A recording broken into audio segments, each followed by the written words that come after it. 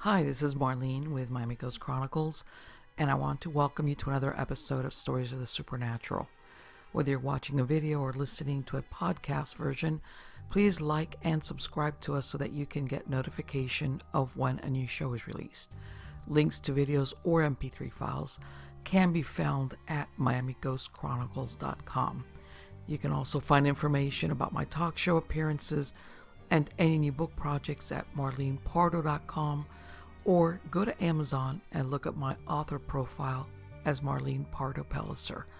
I narrate several podcast series that can be found on major podcast platforms and also listened to via Alexa, Sonos, and other home systems.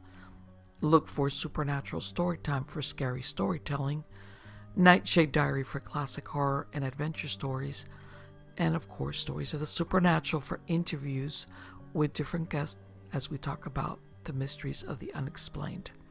If you want to get noteworthy news about the paranormal world, true crime, conspiracy theories, and just about anything that is plain weird, you can visit Stranger Than Fiction Stories tab at miamighostchronicles.com. I want to thank you for being part of my audience, and I think you are all wonderful. Hi everybody, this is Marlene with Miami Ghost Chronicles, Stories of the Supernatural. How's everybody doing today? Good, I hope. I'm doing good, considering everything. And I know, I stagger the show a little bit, but I'm sure that by the time you guys hear this, we're going to still be on the same page, which is, we're still under the effects of COVID, regardless of where you are in the United States. Every state's got a different, but we're all there. We're all there.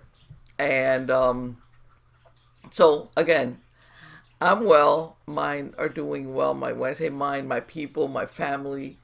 I'm being forced to do more farm work than I would like to, because what else is there to do? I mean, in other words, I don't have excuses. The procrastinator in me doesn't have a good excuse not to do something that I'm dragging my butt on. And of course, we're in the middle here of rainy season in South Florida, which, like you all know, because of my trees, the 100 and some trees, is fabulous. But my lawn and the weeds, and as Dr. Malcolm from Jurassic Park said, life finds a way. Boy, does it find a way. It's like a jungle. I mean, I mow, and then it's like, I come out 2 days later, and it's like, wait a minute. So yeah, super busy, super hot, super humid, but I wouldn't have it any other way. And of course, all my chickens and everybody's doing fine. My dogs, even my dogs are thinking, why is she spending so much time at home? So, yeah. But anyway, guys, and I hope that when you hear this, you are all doing well. But let's get to the good part. The good part, is what or who, is here tonight. And I know you're all going to be very excited, especially if you are a dragon enthusiast. And the name of tonight's guest is Shawn MacKenzie. She has been a freelance editor for over 20 years and a writer far longer. She is the author of 2 scholarly works on the science, myth, and lore of dragons around the world. She has the following books issued by Llewellyn: The Dragon Keeper's Handbook and Dragons for Beginners, issued in 2011 2012. She's a graduate of Bennington College, a transplanted Vermonter, an avid student of myth, religion, philosophy, and animals, real and imaginary, great and small. And her short stories have been anthologized in Southshire Pepperpot, Skyline Review, and is a winner of the Shire's Press Award for Short Stories, to name a few. She's currently working on a short story collection and a novel about myth, magic, and chinchillas in the high Andes. We got to ask her about that. But anyway, help me to welcome her. How are you doing today, Shawn? I'm doing fine. Thank you for inviting me. I should add to that, it's a little out of date. I've got a 3rd dragon book out called Llewellyn's Little Book of Dragons, which just came out. Okay. Just came out this year. And I'm also working on a brand new Dragon Tarot deck with Llewellyn, which will be coming out I'm in the future. So that's Okay. kind of taking precedence right now. But anyway, Okay, but is that going to be out for 2020 or you don't know yet? that will be out either the end of next year or the beginning of 2022. Okay, see, Marlene's like, yeah, okay, I know what you mean. That as far as sometimes those things take a while to get actually going through all the process as far as to be on the market. Yeah. Okay, but that's super interesting. A dragon tarot. Wow. But I'm going to ask you, Shawn. I want to ask all my guests. How did you get interested in this field of dragons? Oh. That way back. When I was a kid, I was like 4 or so. There was this wonderful used bookstore in St. Paul. I grew up in Minnesota, and we used to go to the bookstore, and I found this marvelous book called The Dragon Green by this woman, J. Bissell Thomas. It was a British book, and it was about this wonderful, eccentric, spiky, wikey, courageous, silly dragon, right? Who falls in love with the princess, and all sorts of things happen to him. Defeats a witch, et cetera, et cetera. Anyway, that was probably my first connection to dragons, way back then. And they always have fascinated me ever since. I think as I've grown up and read about dragons and studied them, I've always felt that they got a terrible rap, as it were. They really got short shrift. Right. Because they could be heroic, but I've seen them play the villain part a lot, also. Yeah. Especially in the West, where religion kind of took them over as a symbol of evil and so on and so forth. Not so bad in the East. In Asia, the Chinese and Japanese dragons, they were treated much better. Right. But in the West, we did not treat them very well. It's changing, I think, with contemporary fiction. They're becoming a little more nuanced, a little more three-dimensional, and that's good. It's about time, Right. Yes, they've developed. They've developed, like, I know what you're saying as far as personalities for certain characters, and they weren't intent on burning everything down or eating people or eating virgins or what, because usually exactly. They've made them or that they're under some type of or a reason why they're the way they are, in other words. Yeah. But they're a fascinating creature because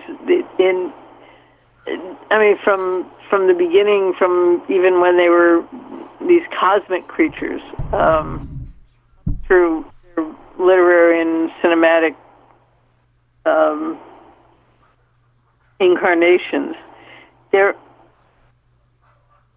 sort of these empty vessels that the author or the filmmaker or the philosopher or the priest, whoever, can kind of, they need to at the time. If they need a great dragon who is the giver of rain, you got a great dragon who gives rain. If you need a villain, or a guardian or whomever, you can fill that space with a dragon. Yes. So they are definitely at the subject to the tyranny of the author or the creator who happens to be using them at the time.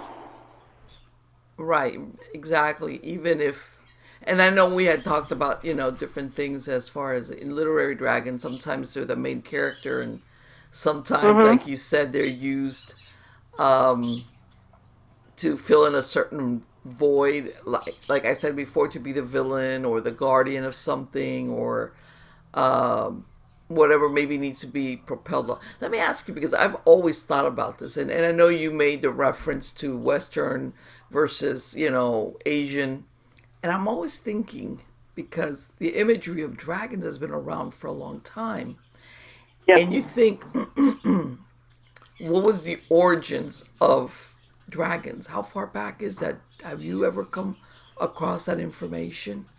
Well, you've got your great cosmic dragons, which go back to creation stories all around the world.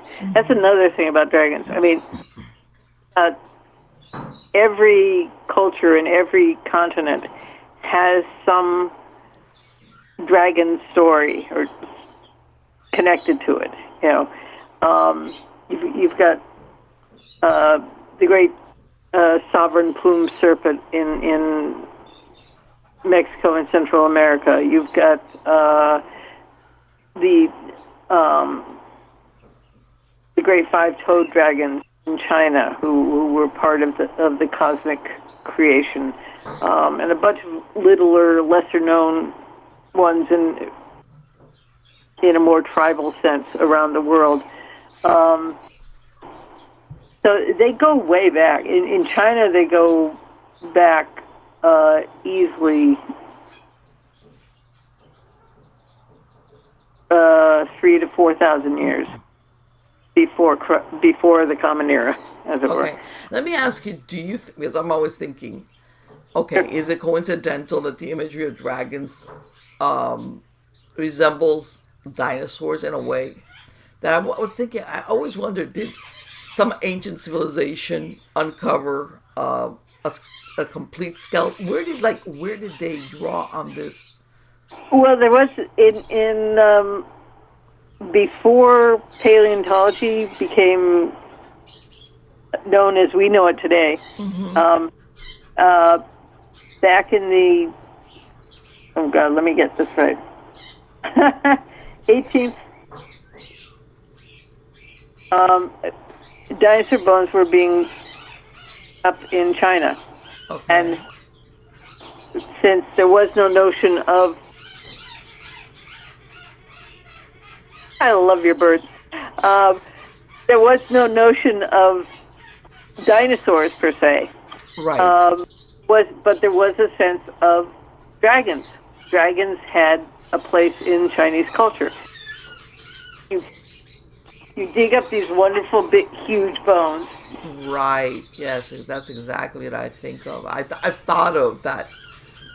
Maybe they came across a complete some animal, a dinosaur that was completely whole, I guess is what I'm referring to. The Gobi Desert and places like that were just littered with dinosaur bones. Right. So it became a natural part of the mythology and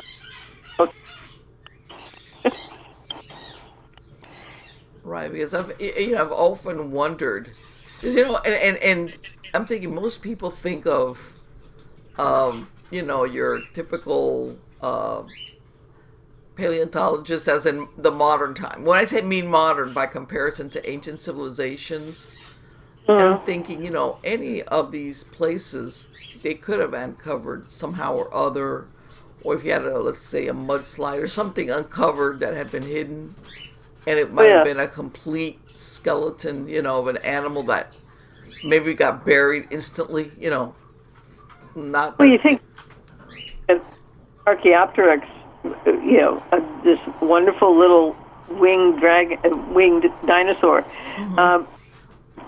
to people who come from a dragon-centric culture, oh, this is just a baby dragon. Right. No. Maybe it was. It is. Right. I mean, Because everybody always thinks of small as in baby, like, or a young one, in other words. But they're all kinds. That's another thing. I mean, dragons. The culture of dragons, they go from very small to, of course, huge dragons that one thinks of as dragons. Right. But there are little guardian dragons and household dragons that are part of folklore and mythology all over the world. And they hang out in your garden and they love omelets and cozy places by the fire, and this is part of dragon culture as well, and they're no bigger than a house cat. Right. So, yeah.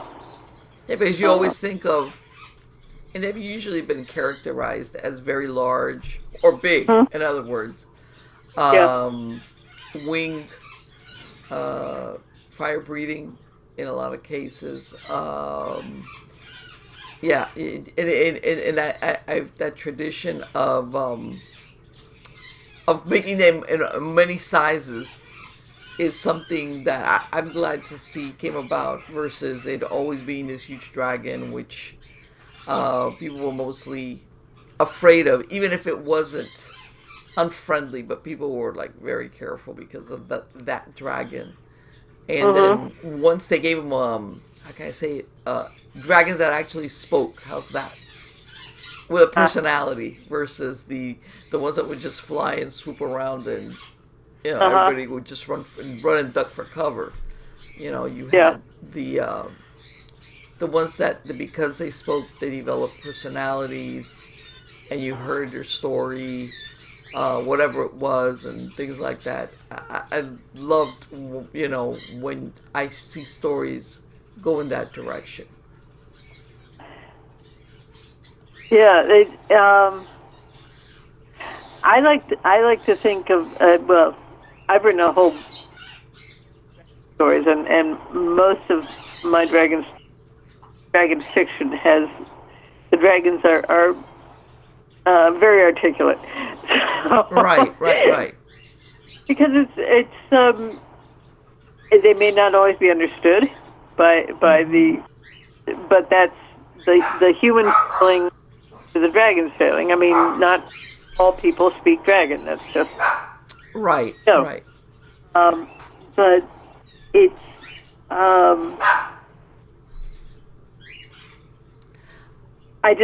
I like to think of them as these complete creatures who are complex and have complex lives and social lives and how they the world around them.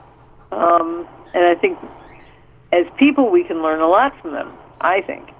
I remember, because I've always been an avid reader, and I want to say, was it the 70s or 80s when the series came out, The Dragon Riders of Pern by Anne McCaffrey.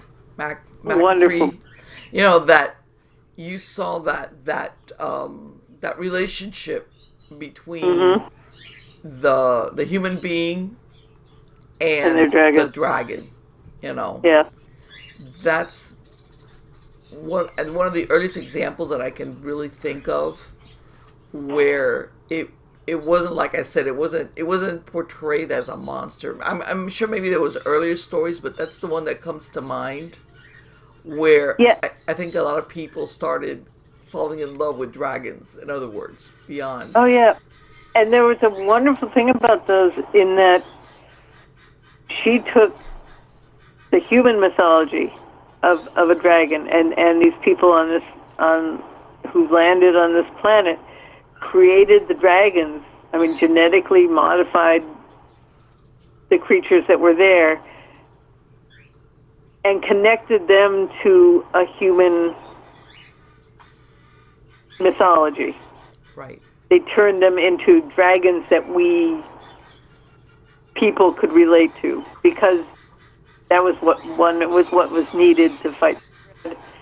Also, it made sense.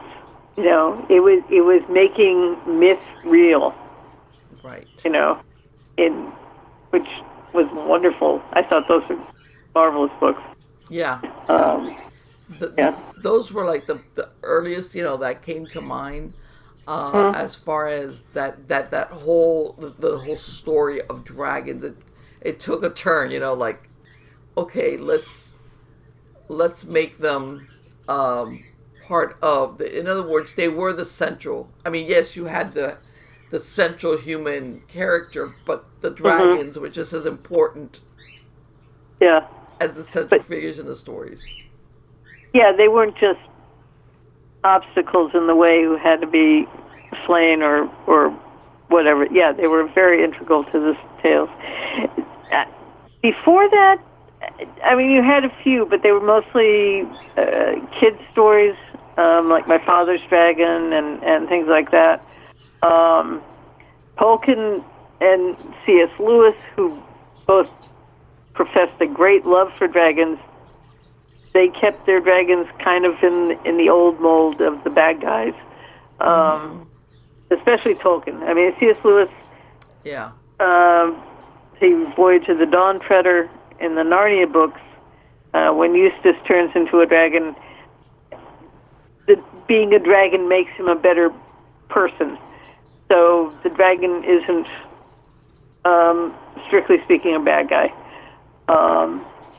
And then there are the Paralandria dragons who are just kind of, I mean, they're space dragons, so that's a whole different world sort of thing. Right, because I mean, in the most recent, what was it? One of the, the dragon Smog, that you see in the trilogy or the movie stuff that they put out for The Hobbit, that obviously it's a very powerful dragon, but it's motivated by greed, is what you see. When you think about it, if the dwarves had left Smaug alone, would he have done what? I mean, there's always a way to turn it. Right, exactly. But he had his stuff. Yeah. They made it sound like he wasn't, but which, by the way, I love the actor who they used to voice Smaug. What's his name? Yeah, Cumberbatch, yeah. It's like I have, as a matter of fact, about 3-4 years ago, they in Home Depot of all places they had a dragon phone. Did you know that they bring? And it has. I'm sure it's not him, but the phone is an actual dragon, and it's modeled like one of those old time phones, but it's an actual dragon. And when you pick it up, you hear the voice of the dragon telling you all this great stuff with that voice. I have it permanently outside. They sold it originally as a Halloween prop. I have it on. I have it on one of my end tables next to a sofa, and it lights up, and people get a real kick out of it. It's like, yeah, okay, yeah. That's just me. It's and in a way, I'm glad I got it because I never saw them bring it back as during the Halloween times. It's almost like they did it that one year and that was it. And I said, I'm gonna take this just in case. And sure enough, I've never seen it again come out with it's a very unusual and it lights up, and like I said, the voice and everything, and it's like. Excellent. It's got really great recordings. Let me and like you mentioned now, I mean, as far as let's say science fiction and fantasy novels and everything, I've seen the development of dragon characters integrated into all these storylines or these universes. How's that? Much more so than they used to be. Yeah. And I think also we're getting beyond the very basic sort of sword and sorcery Right. kind of stuff, which is fun. It shows that people are thinking bigger, which I like.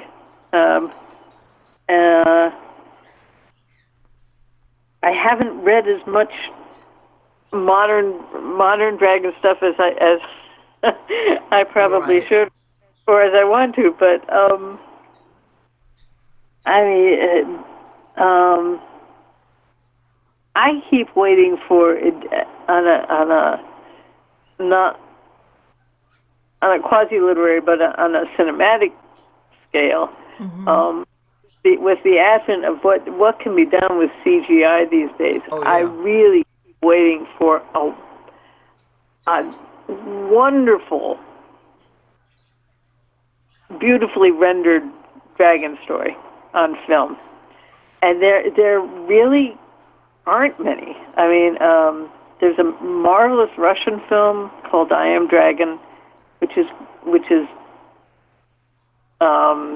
almost a fairy tale kind of thing, very Beauty and the Beast, I think Eros and is that. sort Let of. me ask you something. I'm thinking, is that one? There's one I saw, and I know it was an independent film out of Europe, and maybe that's it, where he transforms. He's a dragon, and he's cursed on an island. Is that it? Is Yes, that? the island looks like a dragon skull, Yes. and Oh my God, that what a great movie that was. That was. I love that film. that's a beautiful film.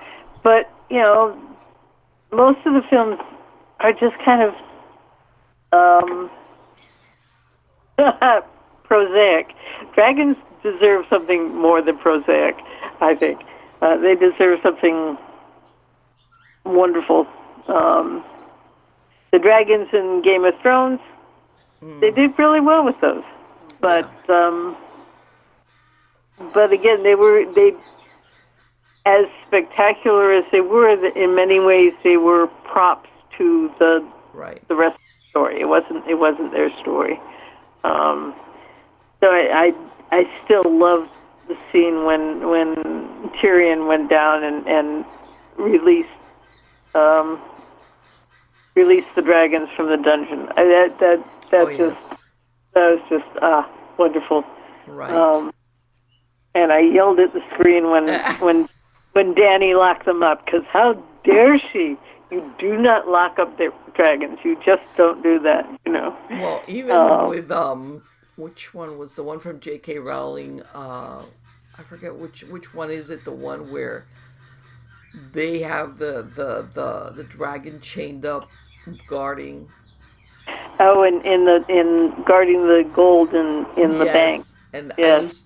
I lose track of which one it is. If it was Goblet of Fire or, after a while, you lose track of which one specifically had that scene. But yeah, it Mm. was very like you feel so sorry for that dragon in there, and that they get it out of there, they set it free. And then I know in her storyline she mentions that there's different breeds of dragons and that they're free. There's a place where they belong, or a habitat where they belong to, that they're free. Right. Uh, But again, they're like a side thing. Over here in Disney World in Orlando, they have an actual dragon-sized statue of a dragon.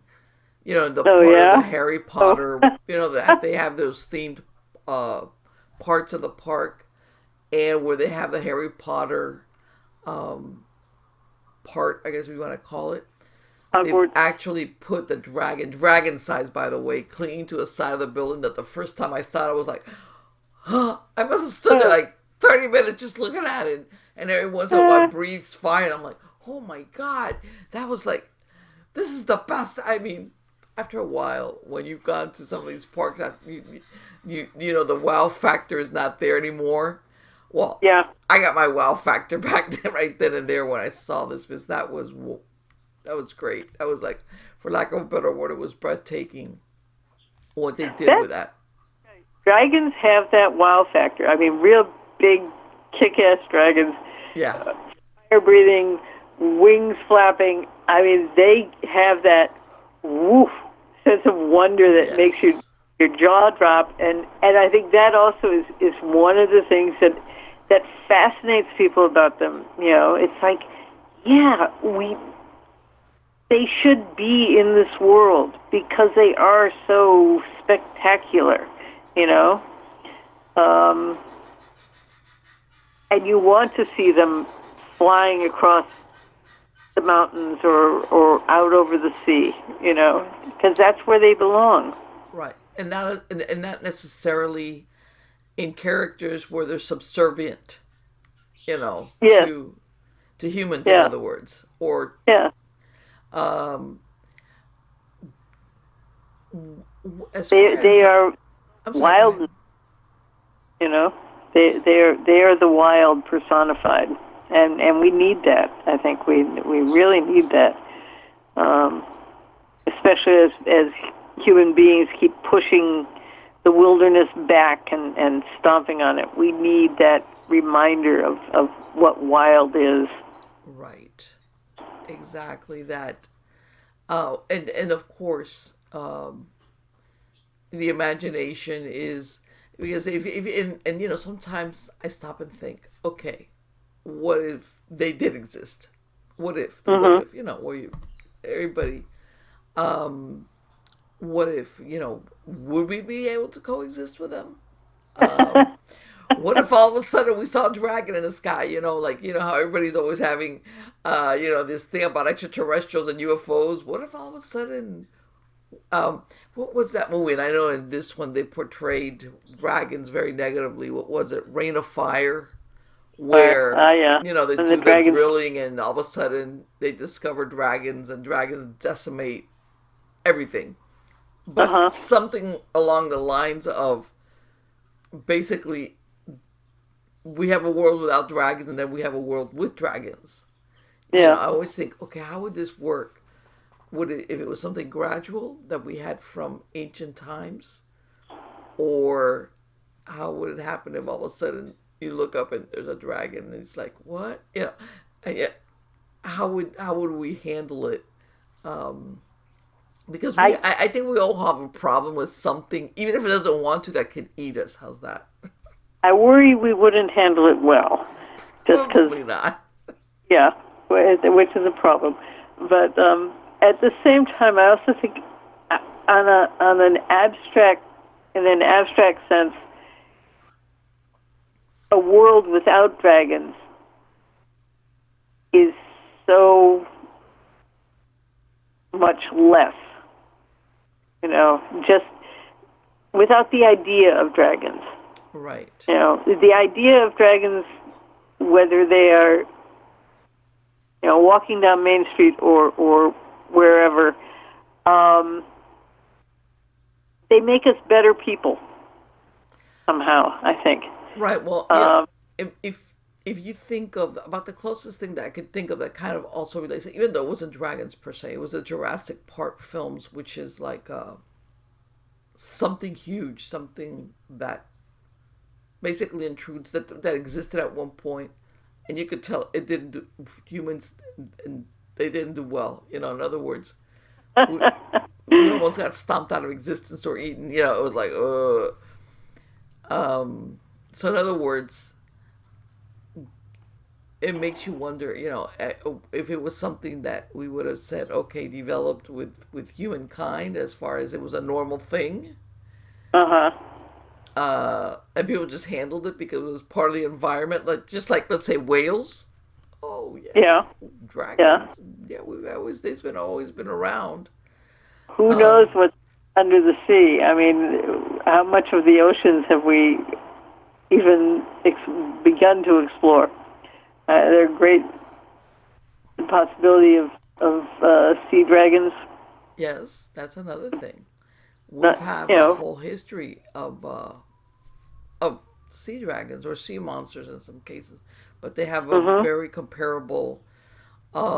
That they look almost the same, except of course, you know, we're talking.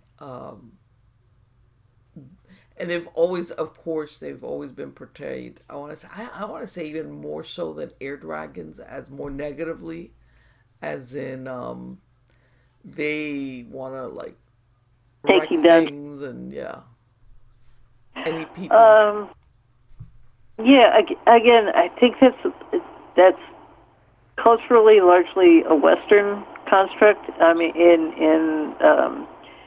in Japan, for example,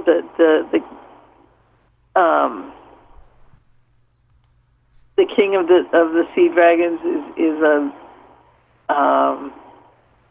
he's very important to the culture because he helps with the fishing, and fishing, of Okay. course, very essential to any of the Pacific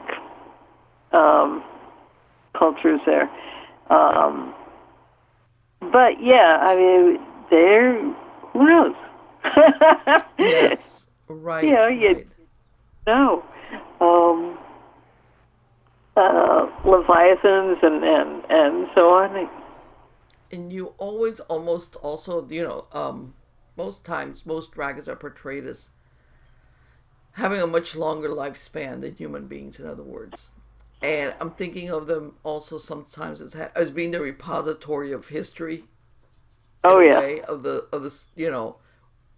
I've been around so long, very long memories.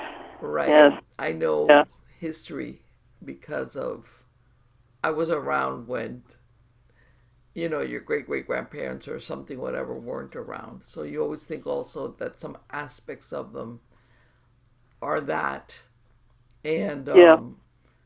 also the reproduction. Do they lay eggs? Do they hatch? Other little dragons like in Game of Thrones. That she's considered the mother of dragons because she takes them over from uh, basically since birth. So it's always like I think it's very interesting, what they use as the genesis for the dragon story, whatever it is, or the dragon character Well, that they put in there are all place. kinds of ways you can go. My personal belief is that dragons come from a very natural reptilian or quasi-reptilian source, and they lay eggs, and they Mm-hmm. have societies, as it were, family structure, um, and they are connected to the seasons in terms of uh, mating and laying and hatching and so on and so forth, and Right. raising the little ones. Um,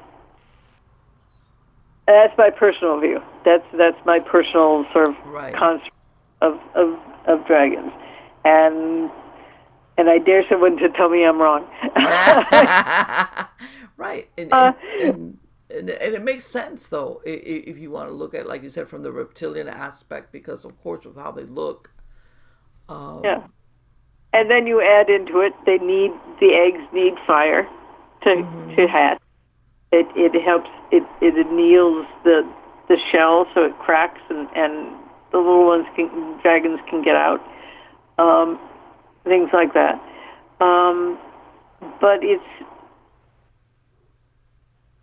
they are part of the natural world in my way of thinking. Right. Um, so uh, Right. That they're not like I said, if we could pretend that they had always been around, like elephants and whales, and they were just part of our environment, yeah, like it wouldn't be unusual uh, to have, just like if you see a you know, well, how people now go see whale sighting or whale spotting. uh huh, I don't know what you call it exactly. That it yeah. would be something like, yeah, let's go to the coast of so and so.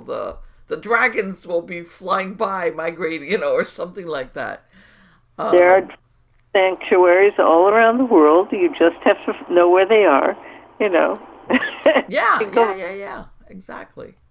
Um, That that you always see them as as you know, they have their place and we have ours. But I think a lot of people have made their you know, we commented on, they've been put into so many different storylines, either as heroes or villains or verbal or, you know, nonverbal, as in, you know, oh, you know, run, it's the dragon, you know, or God, what was that one? There was one that I can't remember right now that I want to say Sean Connery played the voice for the dragon. Oh, Dragonheart. Right. Dragonheart. Yeah. Yes. That was lovely. Yeah. It was fun. They give them these personalities, which I think is the most interesting. That those are the dragon characters that I like. Yes. That they have their own interests. They have their own agendas. In other words. And it's not necessarily having to help the humans. You know, one of those deals. I think that, and again, it because I think, looking at it in literary terms, that I'm always wondering, you know, where. I mean, like I told you, I foreshadowed a dragon character in one of my stories that, like a very short little foreshadowing, you know, like, it was like, I'm going to do something on this later, and I'm going to throw this little tidbit out there. And my dragon is going to be, because my character is going to go into another dimension, like a parallel universe kind of deal. And where dragons are, like, commonplace, in other words. So I can do whatever I want in this world. Wonderful. Versus, yeah, I'm going to drag, you know, the dragon into this reality. No, I'm going to change reality to fit the dragon. And, you know, I'm debating, you know, you always think of, you know, when you start the creative process, let's say, and of a dragon story, or that the world that you build, I don't know, around, because that's really where you have to go with this, especially when you're starting from scratch, where you could go wherever you want with this. Yeah. Even if you want to make it Earth-like or not Earth-like, or what are the rules of this world, or, you know, how are your characters, you know, what is this? Are we at the, yeah. And I'm always, as long as they have a logic, an internal logic, they tend to work, I think. Right.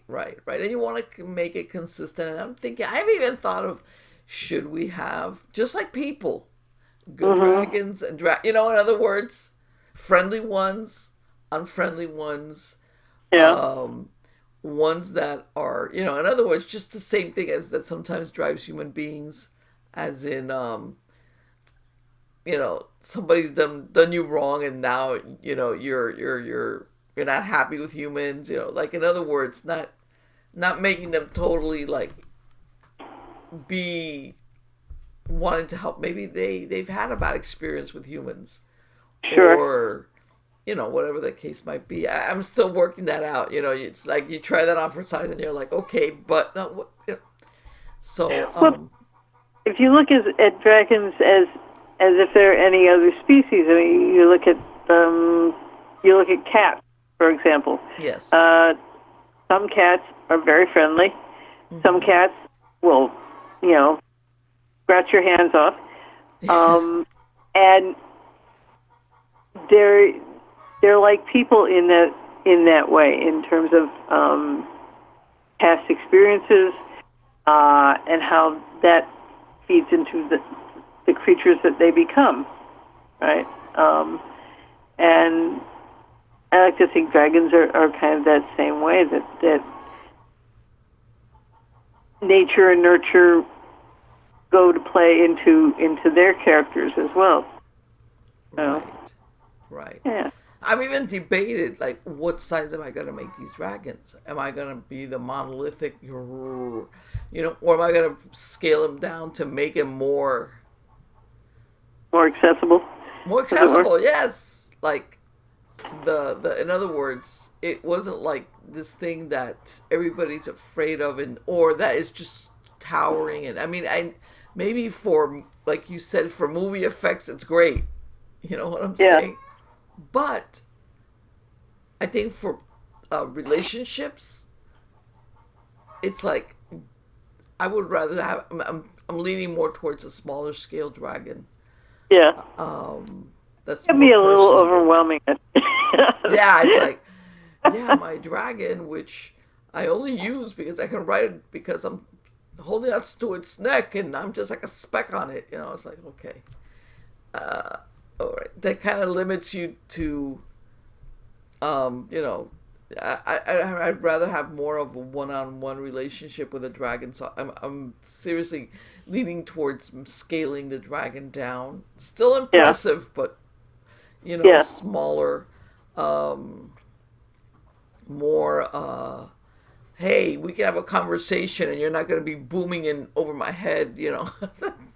Versus, okay, let's just, you know, let's have a dialogue between my character, one which happens to be human and the other one's a dragon, and they can actually be whispering stuff to one another, you know, that kind of deal. If I wanted to, you know, like, so yeah,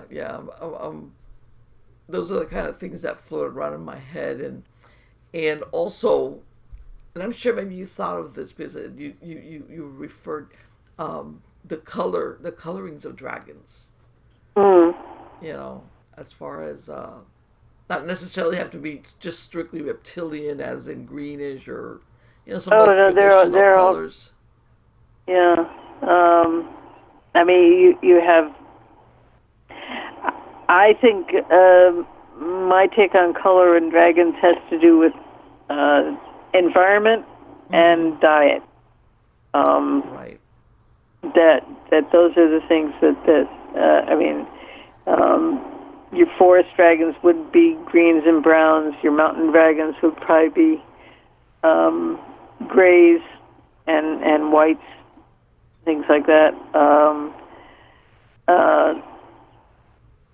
Your water dragons, of course, would be blues and teals and so on. And then what dragons eat affects the minerals and so on that dragons take in would affect how their scales change. At your right, yeah. We have a bearded dragon named Henry, and you know, I've seen, you know, the different colors, you know, that affects him depending on what he's been eating, and you know, if he's getting his sun, because we because of our weather. We can put him outside instead of a heat lamp. We have a place for him outside, which he loves. You know? And we only bring him in if it gets really, the weather, you know, not that common, but gets too cold or there's just really inclement weather. Then we have a regular cage, and he'll look at us over the side of the cage, and everybody here talks to Henry. It's like in the morning, you know, he kind of goes to sleep at night, and then in the morning I see him pop his head out, especially if I brought him in. And it's like, okay, Henry, I'm going to take you out in just a minute. Okay, hold on. You know, and... How much being stuck under a heat lamp, that's wonderful. Well, no, we you know, once upon a time, and I said, well, why would we... Let's give him real sun. And what we did was we got a big, giant parrot cage. And we made it, and I made him like a little cloth canopy, so if you needed a little bit of shade. So he's outside with 80-degree something weather that we have here a lot. It's heated. In other words, he doesn't need a heat lamp. He's got the sun and a little bit of shade. And the only time we bring him in, like I said, it's cool. For some reason he can't. But I know what you mean as far as I look at his colors based on what we give him to eat. And of course they all have their own, like either yellowish, brownish, reddish. You know, some of these bearded dragons will change depending on how they were born. But yeah, I know what you mean. But he's and you know, he just looks at you with those eyes that are like, you know. And like I said, everybody in the household talks to Henry like Henry understands you. So I'm gonna use a lot of the inspiration for this bearded dragon for the that stare gaze that they give you, and then they blink and they look at you, like, and you're like, hey, Henry. And sure enough, when I wake up in the morning, he looks up because we have like a little cage in here, and you see him look at me like I'm ready to go outside now.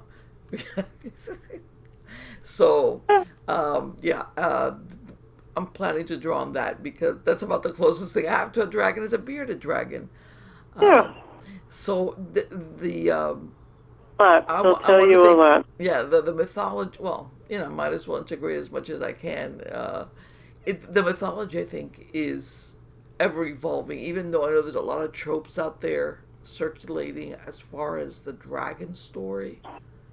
Yeah. I always am hoping that even those are good, that we're gonna be seeing new ones or improvements or using what's there, but then taking it, just changing it up a little bit so that you say, wow, I had not thought of that before. That kind of like approach. And we could, because there's always a setting of here, Earth as an Earth-like versus a totally different world. Are we off-world? Are we, whether it's fantasy or space as in another world? Hey, we landed on this new planet, and guess what? Dragons are all over the place. How do we, things of that nature. And let me ask you, what do you think of, and I know that they've thrown this out there, of like a dragon human mind meld, like a mental telepathy thing? Well, I'd say dragons are probably better at it than we are. Right. Like almost like that they, something that you look at it from, not that they do it with everybody, in other words, that there has to be a special relationship between them and they're very intuitive. They're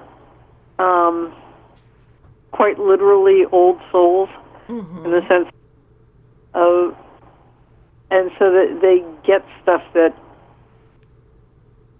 people don't, and they can read people in ways that I don't think we're very good at always. Some of us are, but well, I in the way I see it, I think that's like one of the things that a lot of humans would want.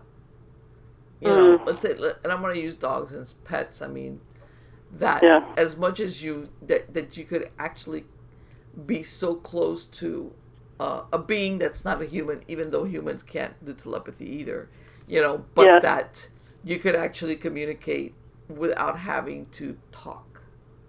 And you always think there has to be a certain degree of closeness, of integration. Definitely, for that to occur. Whether it's actual communication or the ability, like an empath, where definitely an empathic thing. I'm sure. I mean, I see that with a couple of my cats who are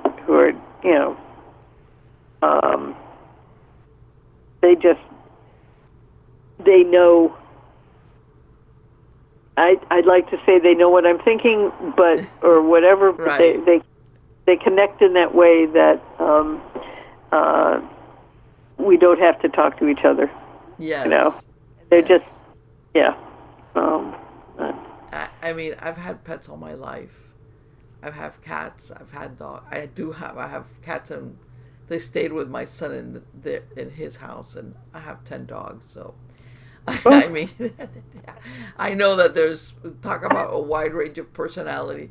Whoever says animals don't have personalities is like, sure, Never been around them if they'd say that. Yeah, and by the way, not necessarily from birth, because one of the last 3 I added were puppies from the same mom.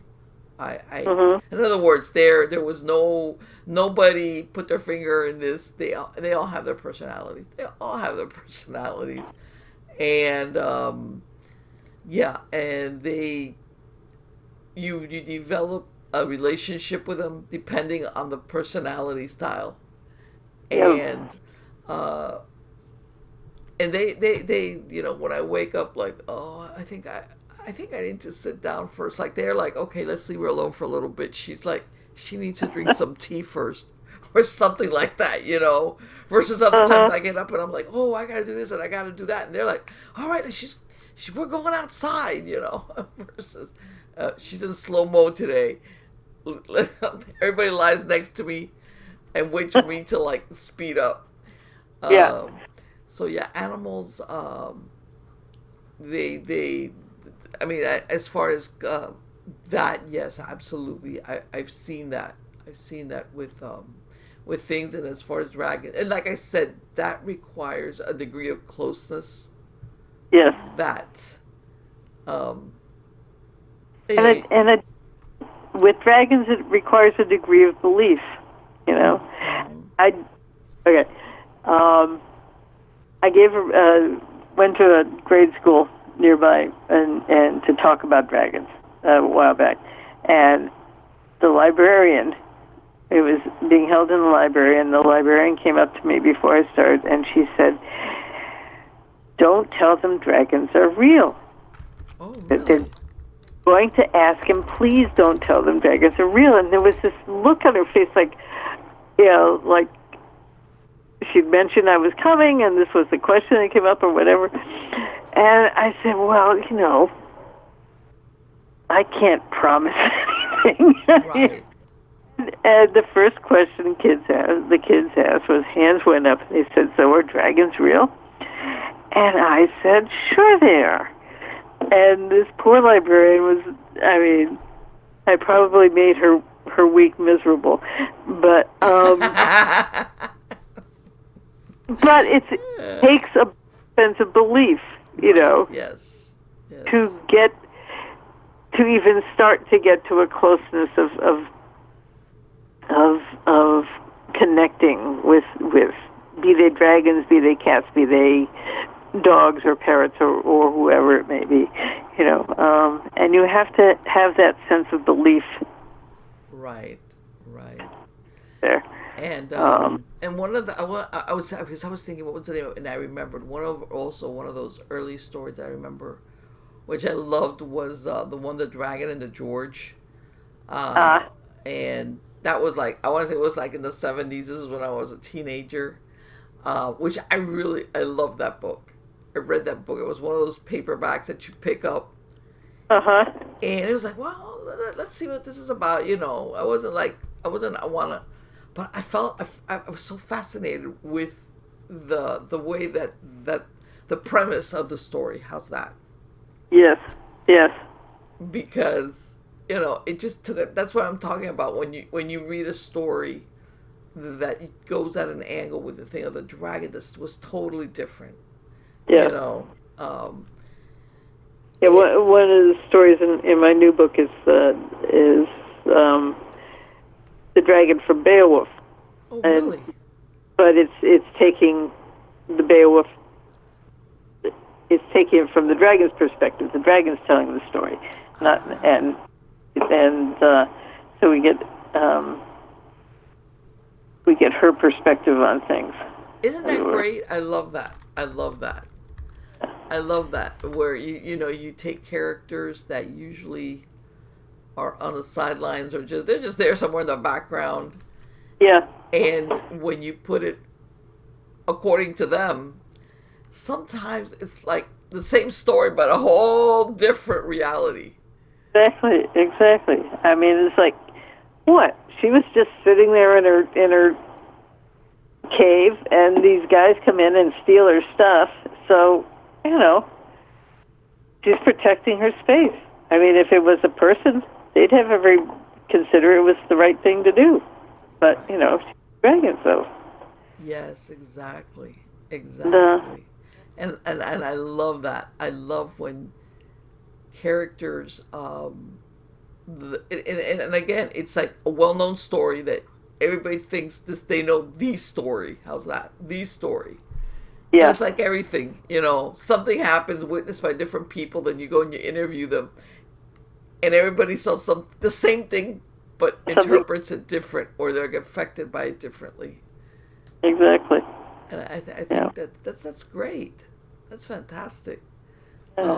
Because of course, it's like, well, that's the story you heard, but let me tell you my story, or the real story, or in some cases that character is aware of certain things that were happening, or motivations, like you said, Yeah. which have them act a certain way or behave a certain way. That may be seen through the eyes of the other characters. It's like either aggressive or wrong or whatever, unless you get the backstory. Yeah. Well, if you look at dragon fairy tales and so on, especially around Europe, various places, like there was a dragon near Krakow, who legend has it had this cave above there was a river. I'm pretty sure there was a river. I'll get this right. And these people moved in and they wanted to build their city, and so they had to get rid of the dragon. Well, the dragon had been there a whole lot longer than they had. I mean, this was an old dragon. He'd been there for hundreds of years. But this sense of what? Eminent domain or manifest destiny, whatever you want to call it. Yeah. People move in and turn the dragons into the bad guys. And you got to get rid of the dragons because the dragons have prime real estate, Yeah. I've heard that. Yeah, you've heard, there's some version of it. You can't, you got to make a villain if you want to do something bad to them. Yep. And then that's the way the story gets handed down. And those stories have to be retold. It's, right. Which a lot of times, by the way, is, what is it? Truth is stranger than fiction. Where something gets retold so many times that it actually becomes the truth when it really wasn't the truth originally. It's just like this is the story and we're all gonna stick to it. And then before everybody, absolutely. I think that if there was a way that we could do that hot tub time moment travel in history thing, we'd stumble across a lot of instances that was like, you mean that's what really happened? Yeah, that's what really happened.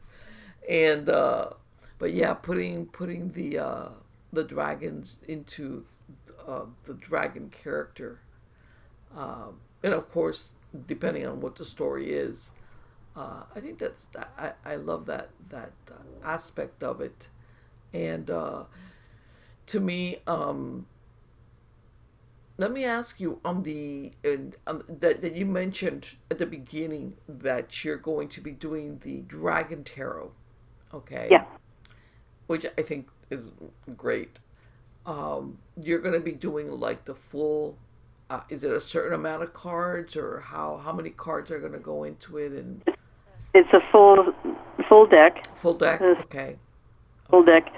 I'm writing the book for it and did the concept for it, and my skills do not extend to artistic the graphic arts, but we have a wonderful young artist from Turkey named Firat Solhan, who is doing the artwork, and they're just stunning. They're going to be wonderful, and coming up from Llewellyn, and soon. I mean, not immediately, but in a while. Right. No. I know that, like that. From start to finish, there's a lot of things, like you said, that whether it's the artwork, illustration. Let me ask you, interpretation wise, are you going to be giving it? You know how some tarots depends if they're upside down, for example. Are you going to be giving it some type of negativity, or is it strictly an I don't. interpretation of that one card? Yeah. My approach is way. I've been reading tarot cards for about 40 years. Okay. So I'm taking it from my view on it, which is that I don't use reverse cards. Okay. And I figure dragons have enough energy as it is and are complex enough as it is that you really don't need to invert them. That just winds up being clutter. Okay. But they're largely based on the Rider-Waite deck, Right. an offshoot, but they're all dragon centric. I think there are maybe 2 or 3 cards that even have a person in them, so they're very dragon centric cards. And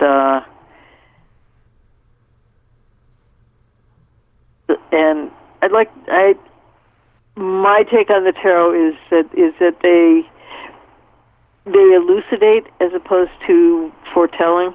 Okay. That they clarify what somewhere deep down we already know, but Yes. Right. Exactly. gets lost in either the day-to-day confusion of life or just whatever's going on in our heads, and that then you use the tarot to clarify that.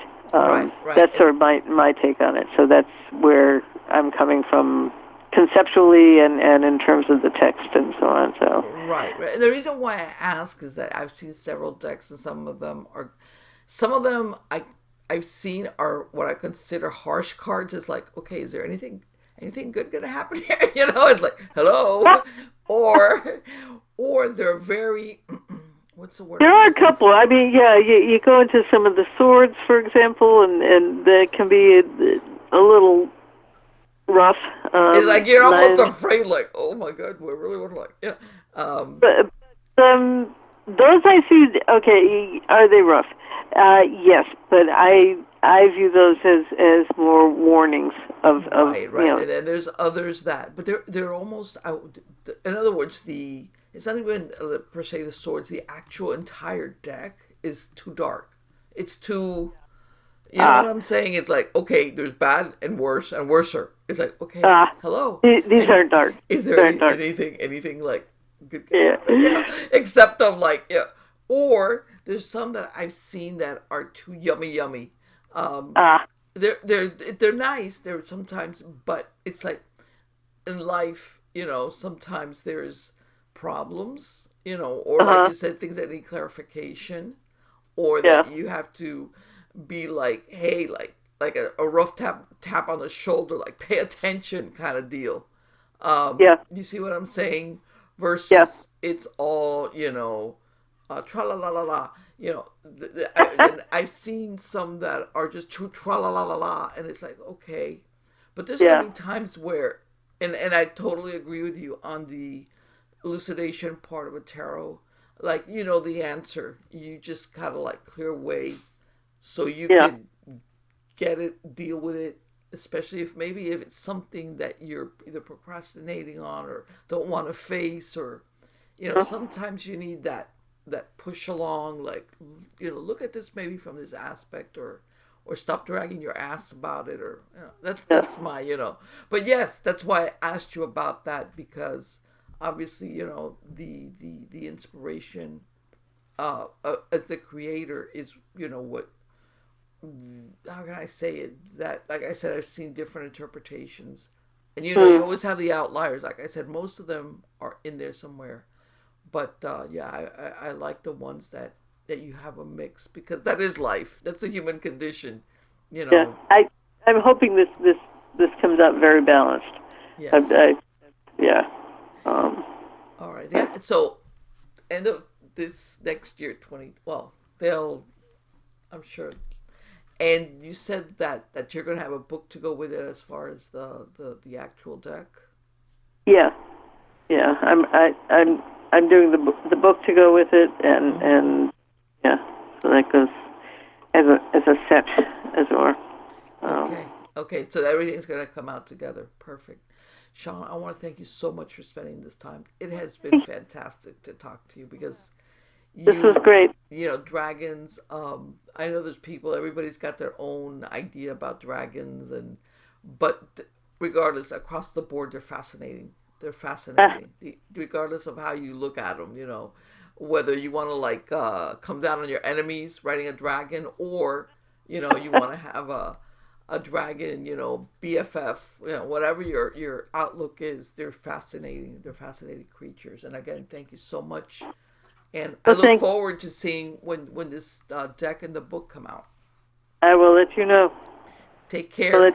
Good luck to you. It's like I said. It's I know there's people that are going to be going, oh my God, it's going to take so long for it to be available. Because of course we're into our instant gratification. So of course, guys, Yes. Something to Be look patient. forward to. Okay. Well, you take care. Bye, darling. Take care. Bye. Isn't that great? You know what?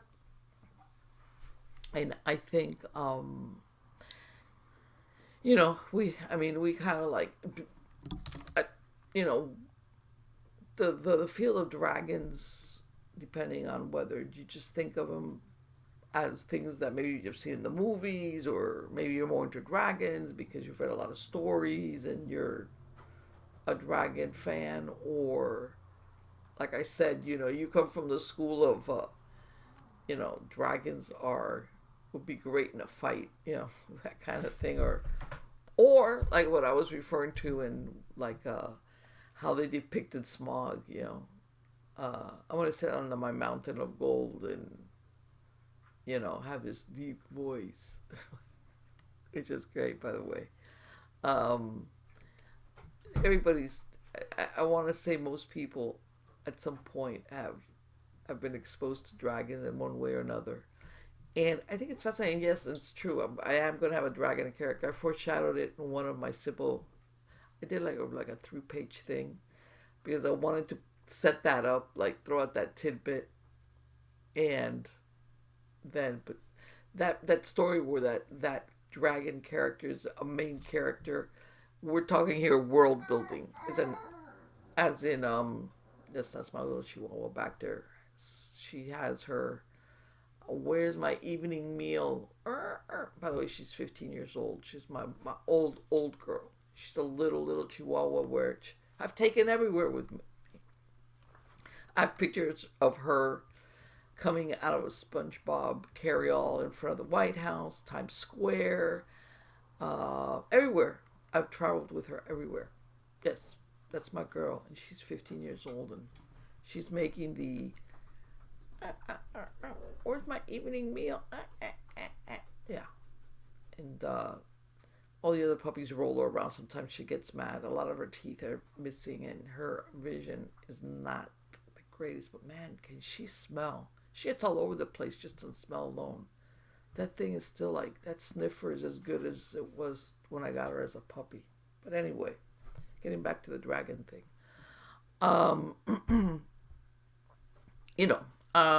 Again, my dragon story is still, since it takes more imagination juices because it's world building. It's interdimensional kind of thing. So that there's a whole that goes into that. But yeah, and I agree with her. In some cases, and I understand, dragons have been used as the villain or the the Godzilla moment where everybody's going, and you see all the little humans running, that kind of deal. Towards versus the dragon being more nicer, as I could ride my dragon around. And then you have the stories where the dragon is actually developed more of a closer, what's the word as an even character, even though you're a dragon and you're a human, but you don't have a bridle on me and ride me around. I might let you cling to me if it's expedient because we're going somewhere, and I got wings, but, that kind of deal. I know everybody's got their, there's people going out there. But yeah, as a matter of fact, where's my dragon? Let me see. I have a stuffed dragon. Where's my stuffed dragon? Where's my, I've had a, I don't know where I have it. Back there somewhere, I have this little stuffed dragon, and I've had that stuffed dragon for like 20 years. And it's always been in my office. And I either have it in the back or on my desk, or along with my Scooby-Doo. Yes, yeah, Scooby-Doo doll that's back there, right there. My Scooby, Dave, that that's that's kind of my cuckoo thing. Yeah, my age, and I still have some stuffed animals because to me they're like this thing that you still have your imagination. By the way, I have a very good grip on reality, really good, but that doesn't mean that my imagination is good in, where I appreciate looking at stuffed animals and doing the what if, then your imagination jumps on it and away we go. Which, by the way, I think I developed because since I was a child, I was a reader. And long before, they had Saturday morning cartoons and stuff like that, which I loved, by the way. But when you read, I mean, you have to use your imagination, because what else is there to do when you read? And you, like a muscle, it develops. It just, you unleash it, and then if you're imaginative to begin with, which I was an imaginative kid, but I think that adds a richness to our lives that hopefully you keep all through your life, because you daydream, you come up with stories, and the truth is, it helps us sometimes once you become an adult, to get you through sometimes rough times as an adult. And by this I mean that, I've spoken about it, where reading or your imagination detaches you a little bit sometimes from reality, for a little bit, by the way, for a little bit, to kind of like counterbalance things in your life when maybe things are difficult, or just to pull you back and sometimes even come up with fresh ideas or different aspects, or minimize maybe the enormity of a problem, where you could detach and think about other things. And it's the richness of your imagination is what sometimes allows you, even sometimes when you go in to see a movie, like I say, sometimes, like, let's say, I mean, God knows there's enough movies out there that have no basis in reality, and it's like some people sometimes I've heard them critique movies. Oh, I can't believe that. It's like, okay, some movies that you have to do what I call suspend your disbelief, which is like set it apart and enjoy it. It's almost like if you suspend your disbelief, you're like doing something really bad or something wrong. No, what's wrong with that? Like I said, I have an excellent grip on reality. Really, really good. Okay, and believe it or not, I consider myself an analytical personality. But then there's the other part of me which is highly imaginative. Okay, and I'm glad to say that I've had it since I was a kid, and I've never lost it. And even though it's well delineated, like this is reality and this is not reality. And the reason why I say that is that I know that sometimes, especially, when kids, and I want to say teenagers, sometimes do really awful things. People say, oh, well, that person, like, I want to say back in the 90s when there was Dungeons and Dragons. Oh, this kid lost the perspective, or now with the video games. You know what? I know it's to be highly imaginative, but even as a kid, I always knew what was real and what was not real. Okay? So sometimes when I hear that argument about certain teenagers, that line blurs, is that, yeah, okay, but there's other problems there in the background, up here, with this person, when that line blurs for them. Okay, in other words, that they pile on the responsibility, especially when they do something bad.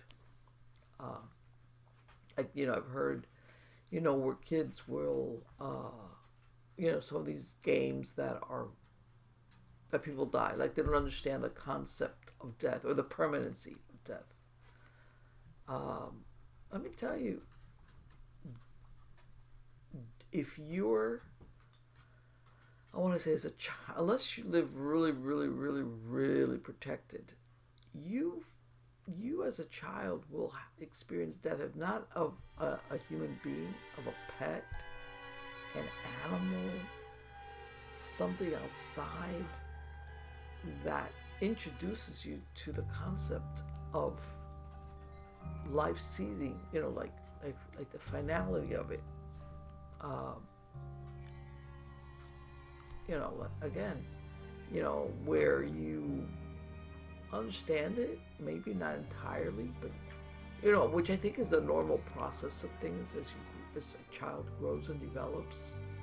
That, like, in other words, you don't expect a 2 or 3-year-old to understand it. Let's say you lose a pet versus a child that's already 7, 8, 9 years old. They're going to grieve for a pet, or things of that nature, or something dies, or if you find that animal, and I'm talking here before other children have experienced the loss of a loved one, but yeah, getting back to the original point about dragons, and that I think that they offer a texture, a storyline, for the imaginative, and of course for those that like stories and movies, and I know there's a lot of dragon aficionados out there. So I hope you enjoyed this episode of Stories of the Supernatural, and thanks again for being part of my audience.